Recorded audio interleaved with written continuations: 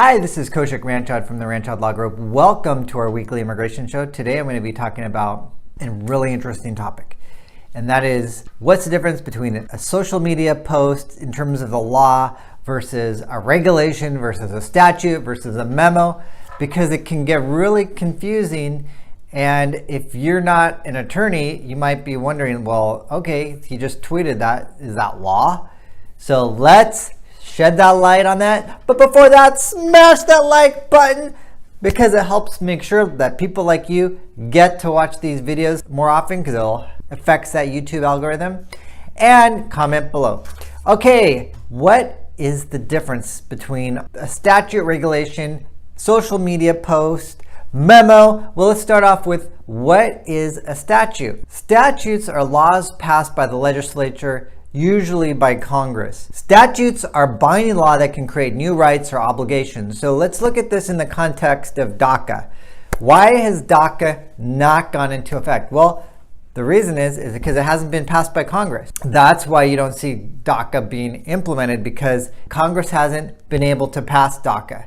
So because of that, that hasn't become an actual formal law. What is an example of a statute? So, well, the Immigration and Nationality Act is an example of a statute. Now, just because a statute is passed doesn't mean that it cannot be challenged, and that's what's so great about our government, is that we have checks and balances. So if it's unconstitutional, it can be challenged in the courts. Okay, great. Now you understand what a statute is. Well, what is a regulation? What is the difference between a regulation and a statute? Regulations are rules that set forth how the government are going to apply the relevant statutes. Regulations have the force of law similar to statute. Let's go back to the DACA example. Was the DACA a regulation? No. The reason being is because it wasn't passed as a statute, so there's no regulations to apply towards DACA. Now, what's really important to know is that the government must follow the Administrative Procedures Act when creating a regulation.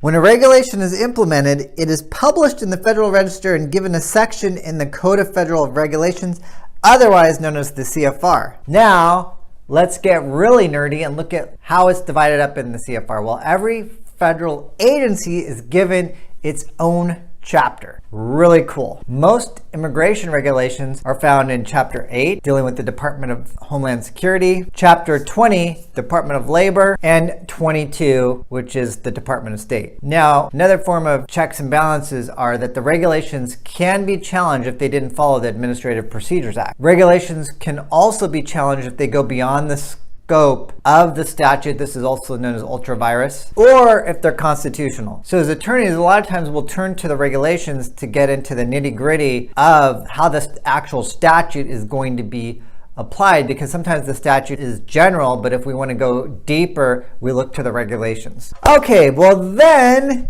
what about policy memos? What the heck are policy memos? Policy memos are announcements from the government agency, and they set the policies and provide guidance on how the agency are going to apply the statutes and the regulations. Policy memos are usually vetted by the agency's legal counsel, go through multiple rounds of revisions before they're actually published. Now, these policy memos do have boundaries, and what those boundaries are the statutes and the regulations. So the policy memos can't go beyond those boundaries. They have to stay within the confines of the statutes and the regulations. Basically, the government, USCIS, they can't make a new law using the policy memo. Now, although the policy memo doesn't have the force of law, the court will give the government wide deference in setting its policies. And another check and balance is that policy memos can be challenged if they go beyond the statute, if they go beyond the regulations. For immigration law, a lot of how the law is applied comes out through memos.